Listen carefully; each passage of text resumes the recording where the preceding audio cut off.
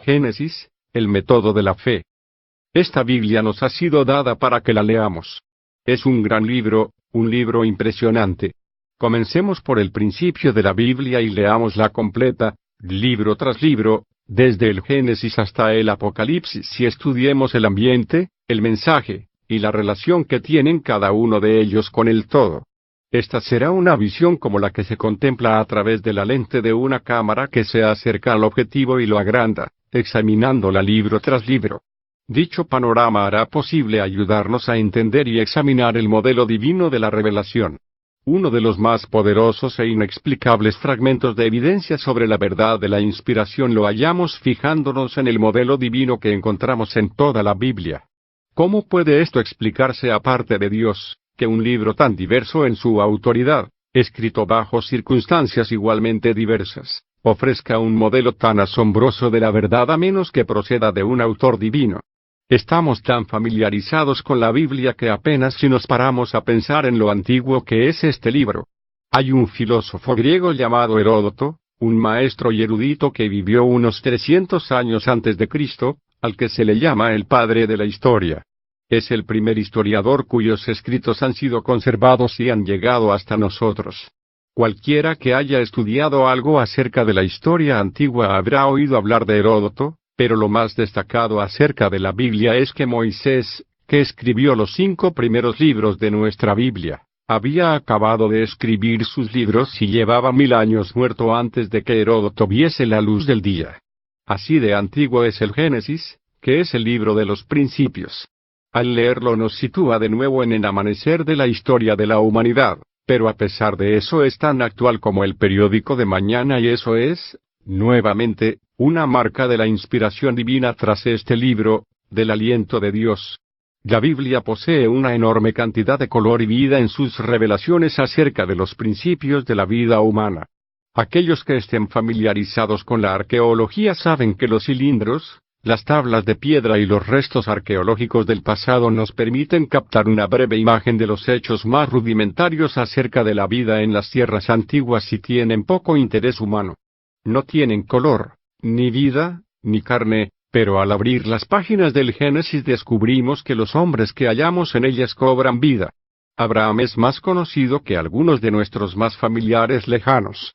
Isaac y José, además de otros, son nombres muy conocidos para nosotros y hasta tenemos la impresión de que estamos hablando de personas que conocíamos en nuestro lugar de procedencia.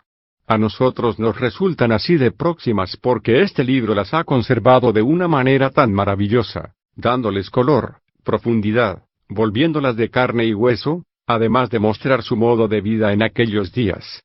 El Génesis no es solo historia porque evidentemente sería de poca importancia para nosotros de ser solo eso, pero el libro del Génesis es uno de los más tremendos mensajes que puedan pronunciarse en una sola declaración, que nos revela la insuficiencia del hombre sin Dios.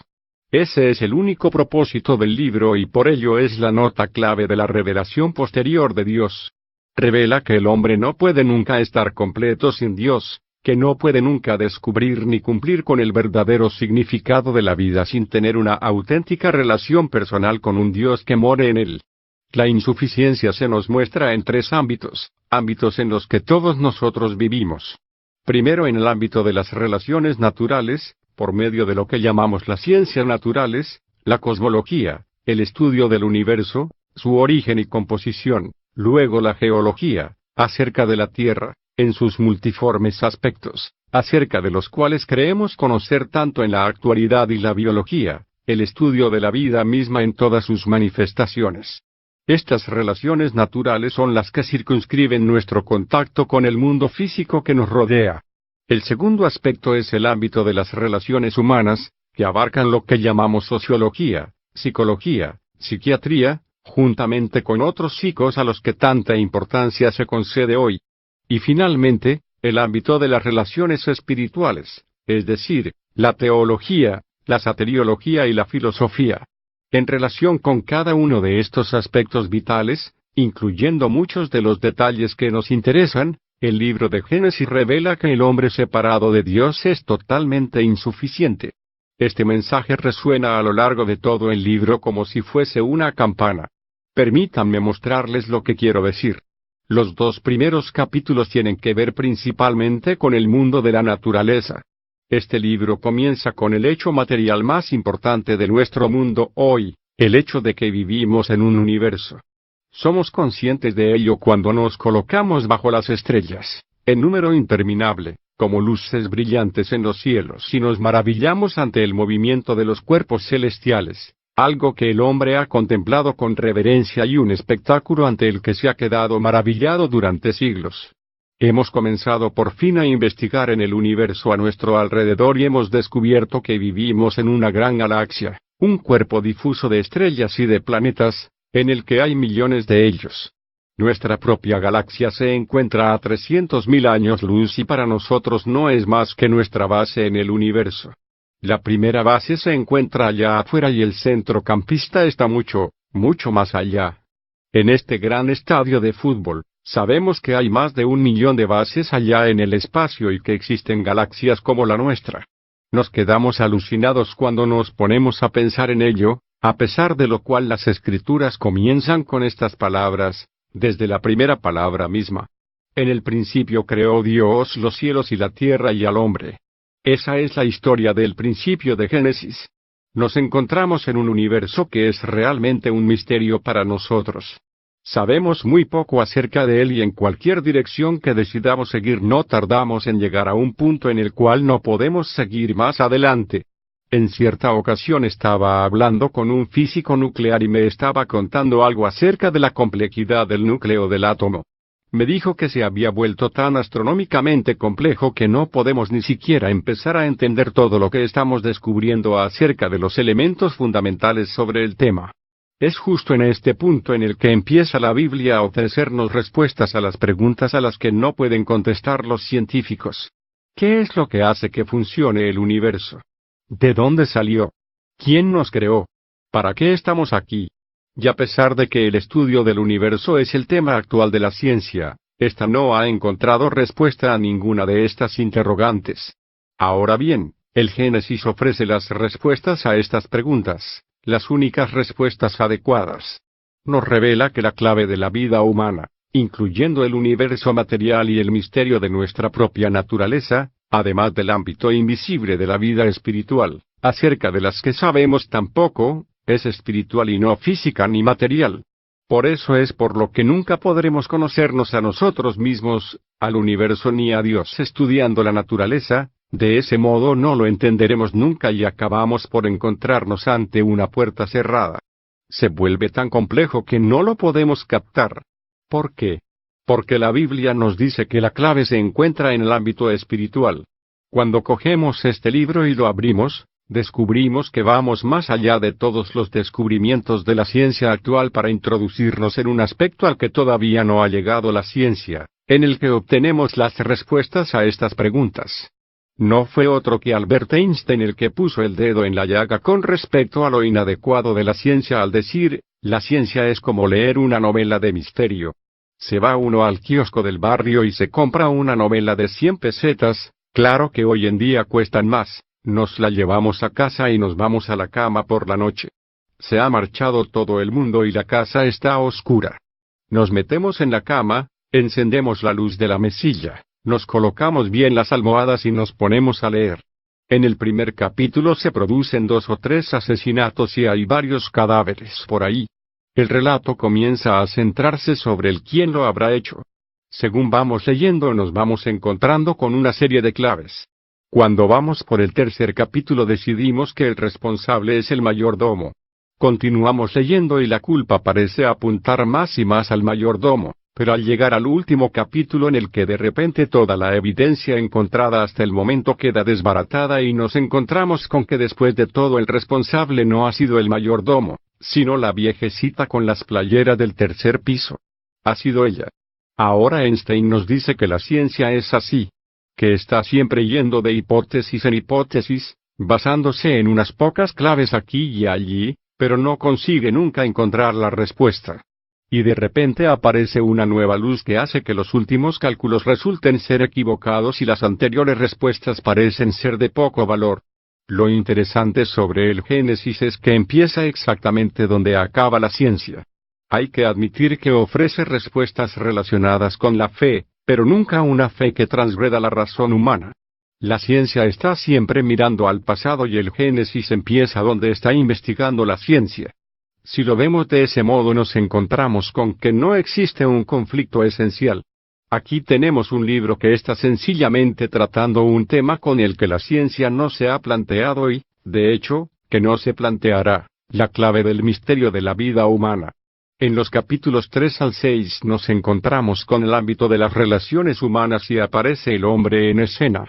Este libro revela que la unidad básica de la sociedad es la familia y entre 10 y 20.000 años de la historia humana no se ha producido ningún cambio en relación con este planteamiento y la familia sigue siendo el elemento básico de la vida humana en la actualidad. Cuando una sociedad se olvida de ese hecho y empieza a destruir la vida familiar, los fundamentos de la nación se desmoronan porque la nación es una extensión de la familia. Los países de todo el mundo no son otra cosa que grandes grupos familiares. Piense por un momento en la reacción uniforme de los norteamericanos el día de 1963 en que el presidente Kennedy fue asesinado. No ha habido nunca una ocasión en que toda la nación americana se sintiese tanto como una familia como cuando John Kennedy se estaba muriendo. Éramos toda una sola nación. Una crisis puso de manifiesto que nuestro país no es otra cosa que una gigantesca familia. Dentro de la nación, dentro de la familia revelada en las Escrituras está la persona en particular, pero cuando la familia se desintegra, la nación comienza a derrumbarse. Estos capítulos revelan también el fracaso del hombre en esta relación básica, porque el hombre ha intentado ser hombre sin contar con Dios y el resultado, como es natural, ha sido la introducción del principio del pecado. El pecado es, por así decirlo, como ese atornillado que ha sido echado en la maquinaria humana y hace que nos comportemos como lo hacemos. Al leer este relato verán ustedes cómo rechazó Caín a Dios y se convirtió en un asesino. Se marchó y fundó una civilización que acabó en apostasía y con el diluvio. Cuando Lot intentó alejarse de Dios, para evitar que influenciase su vida, destruyó a su familia como resultado de ello. Esta forma de vida aparece una y otra vez en las Escrituras y aunque vivimos unos cuantos miles de años después de estos acontecimientos, hoy sucede exactamente lo mismo, ¿no es cierto? Todas las generaciones han estado repitiendo el mismo ciclo. Lo vemos a todo nuestro alrededor en nuestra nación, en la que encontramos preciosos hogares, coches nuevos y todos los adelantos. A pesar de lo cual siguen produciéndose las luchas, la violencia y una inmoralidad totalmente impropia. El aumento del crimen y de hogares destrozados por todas partes es el resultado y dan testimonio gráfico del fracaso del hombre en cuanto a tener éxito a nivel de las relaciones humanas separado de Dios. Finalmente, en la última parte del libro, que es una extensa sección que empieza a mitad del capítulo 6 hasta el 50, tenemos el ámbito de las relaciones espirituales. Es la parte más larga de este libro porque es la más importante para el hombre, su espíritu y la relación de éste con Dios. Esta es la historia de 5 hombres. Si recuerda usted las vidas de estos 5 hombres y lo que significan, tendrá usted casi todo el Génesis en la palma de su mano. Son Noé, Abraham, Isaac, Jacob y José. Génesis revela en la historia de estos hombres lo que siempre está buscando el hombre. ¿Saben ustedes lo que es? Creemos que lo que buscamos son cosas, pero sabemos que las cosas no son en realidad lo que queremos. Toda la inquietud y las prisas de la época en la que vivimos se pueden entender como un esfuerzo por concentrarse en 3 metas. En primer lugar, la justicia, el sentido de tener razón. Es por eso por lo que estamos siempre intentando justificarnos. ¿Qué sucede si alguien intenta acusarnos de algo? Empezamos a justificarnos y queremos tener razón. El hombre está siempre buscando la justicia. La segunda es la paz. Queremos tener una sensación de bienestar interior y una economía dorada basada en la educación que conduzcan a un alto nivel de vida es, sin duda, un sustituto barato. ¿Con cuánta frecuencia se pronuncia hoy la palabra paz? No consiguiendo otra cosa que hacernos desear más la verdadera paz. El hombre está siempre buscando la paz. Y la tercera es el gozo. El hombre quiere tener una sensación de gozo, de felicidad en la vida. Esas son las 3 metas invisibles, casi subconscientes, de la vida, la justicia, la paz y el gozo. ¿Dónde se encuentran? Romanos 14 dice, porque el reino de Dios no es comida ni bebida, sino justicia, paz y gozo en el Espíritu Santo. Romanos 14, 17. Solo Dios imparte dichas cosas a los hombres y ese es el relato de este libro. Ahora nos revela de qué modo hombres que no creyeron ni obedecieron a Dios buscaron en vano estas cosas. Durante un tiempo Jacob, como sabemos, se negó a obedecer a Dios e insistió en hacer las cosas a su manera. Va y se convierte en un nómada y un siervo contratado por su tío.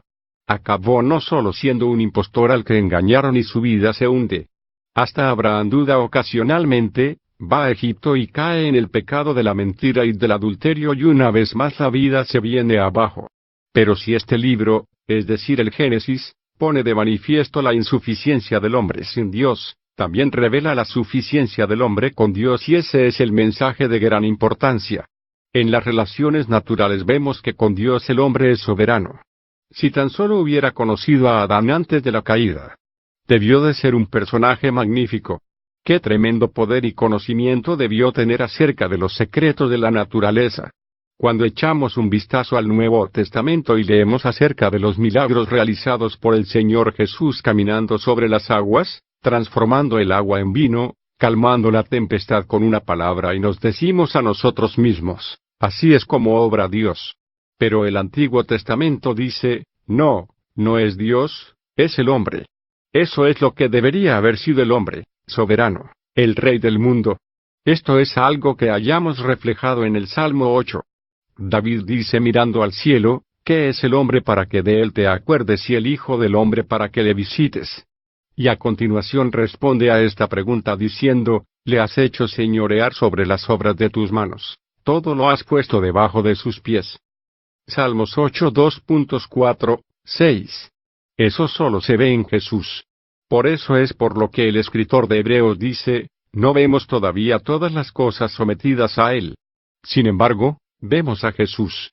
Hebreos 2, 8 y 9. Que como hombre es el cumplimiento de la intención de Dios para el hombre, es decir, que sea soberano sobre la tierra. En el jardín, antes de que cayese Adán, el Señor de la creación, conocía sus misterios y controlaba sus actividades. El hombre ya no puede hacer eso. Sentimos el anhelo de hacerlo, pero no podemos hacerlo ya. En el ámbito de las relaciones humanas, el libro de Génesis revela que el hombre con Dios vive en paz y en armonía con otros hombres. Una de las más hermosas historias del libro es la de Abraham viviendo bajo los robles de Mamre, rodeado de los cananitas, aquellos hombres que durante años habían sido sus enemigos. Pero Dios obró de tal modo en la vida de Abraham que hasta sus enemigos estaban en paz con él. La historia de Abraham acaba con las tribus cananitas viniendo a él y diciéndole, eres un príncipe entre nosotros. Por lo que se cumple lo que Dios dice en otro lugar, que cuando lo que hace el hombre le complace al Señor hace que hasta sus enemigos estén en paz con él. Esa es la clave, es el secreto de la vida en todas nuestras relaciones. En lo que se refiere a la relación espiritual, Génesis declara que cuando el hombre tiene comunión con Dios comienza a conocer la felicidad suprema, la justicia, la paz y el gozo que anhela tanto. Solamente tiene conciencia de ello al descubrir que el Dios que mora en él es la respuesta a todas sus necesidades. Esto es algo que se pone de manifiesto en la vida de 5 hombres. Repasemos rápidamente lo que dice. Noé es una imagen de la regeneración, un hombre que pasó por la muerte como figura. Estuvo a ambos lados del diluvio y fue preservado en el arca, al pasar por las aguas del juicio, por las aguas de la muerte, para salir a un nuevo mundo y a una nueva vida. Los imaginativos escritores de nuestros días están siempre intentando escribir un libro para describir lo que sucedería después de que un holocausto atómico hubiese eliminado completamente la vida de la faz de la Tierra y cómo sería para una pareja nueva comenzar en un mundo así. Pero ninguno de ellos parece darse cuenta de que eso fue precisamente lo que sucedió en la historia de Noé y el diluvio. Ninguno de ellos parece haber captado el romance de Noé y su familia comenzando otra vez en una nueva tierra. Sin embargo, son una imagen de la regeneración, del comienzo de la vida como cristiano que pasa de la muerte a la vida, en Cristo, exactamente como lo hizo Noé después del diluvio. A continuación viene Abraham y, ¿Qué es lo que nos enseña? La justificación por la fe. Era el caso de un hombre que vivía por fe. Todo lo que hacía le era dado, sin mérito por su parte, sin que hiciese el menor esfuerzo, pero Dios le guió y Abraham se apartó de las promesas y descubrió que la promesa de Dios era verdad. Su fe fue puesta 8 veces dramáticamente a prueba, así que si alguna vez tienen ustedes que pasar por pruebas de fe, lean la vida de Abraham. Encontrarán ustedes en su vida circunstancias similares a las que puedan estar pasando ustedes. Abraham nos enseña lo que significa ser justificados, ser amigo de Dios por medio de la fe. A continuación está la fe de Isaac, que es una preciosa imagen de lo que es un hijo, lo que es ser hijo de Dios. Si hubo alguna vez un niño mimado, consentido y acariciado por su padre, ese fue Isaac. Fue el hijo, en el más amplio sentido de la palabra.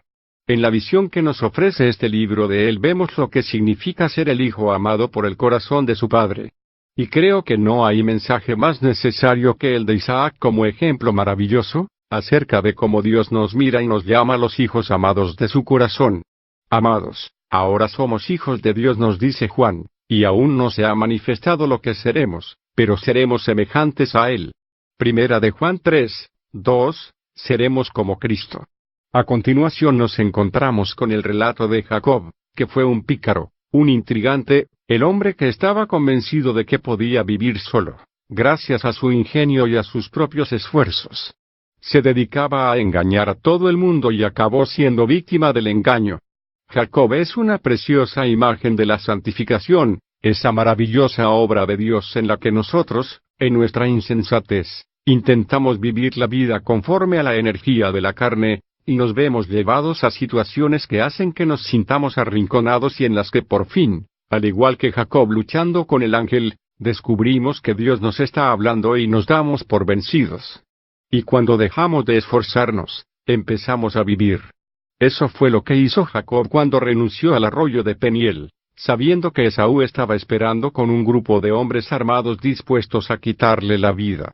Luchó con el ángel de Dios junto al arroyo. Fue ahí precisamente donde Dios quebrantó a Jacob. Y como hombre quebrantado, teniendo que cojear durante el resto de su vida, se convirtió en Israel, príncipe de Dios. ¡Qué gran lección es esta! Algunos de nosotros estamos pasando ahora mismo por esa experiencia. ¡Qué gran estímulo para nosotros! Ahora nos encontramos con la última imagen, la de José, la glorificación. El hombre amado por su padre y maltratado por sus hermanos.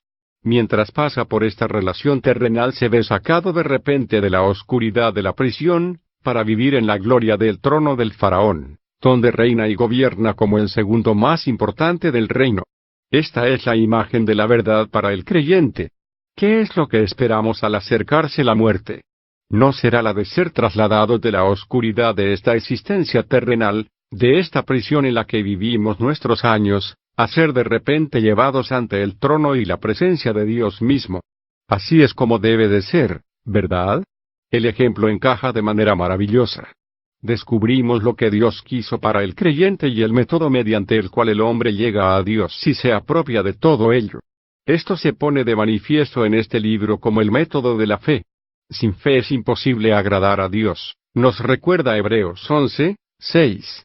Al creer, todo se hace realidad.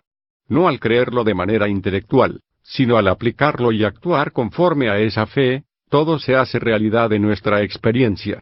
El mensaje final de Génesis es que Dios es absolutamente necesario para que la vida sea completa y sin Él no podemos entender el mundo que nos rodea. No podemos entendernos a nosotros mismos ni a nuestro prójimo ni a Dios mismo. No hallaremos nunca ninguna respuesta sin Dios. Pero si se han apartado ustedes o han excluido a Dios y se han sentido desgraciados y tristes, han sentido la oscuridad, la inutilidad, el vacío y el aburrimiento, todo aquello que es el resultado de que el hombre intente vivir sin Él. Génesis nos dice que si volvemos al principio de la fe en Dios encontraremos ayuda, sanidad espiritual y la felicidad en todos los ámbitos de la vida. Dios es el secreto de la vida humana. Esta es la primera y la última nota que hallamos en la Biblia.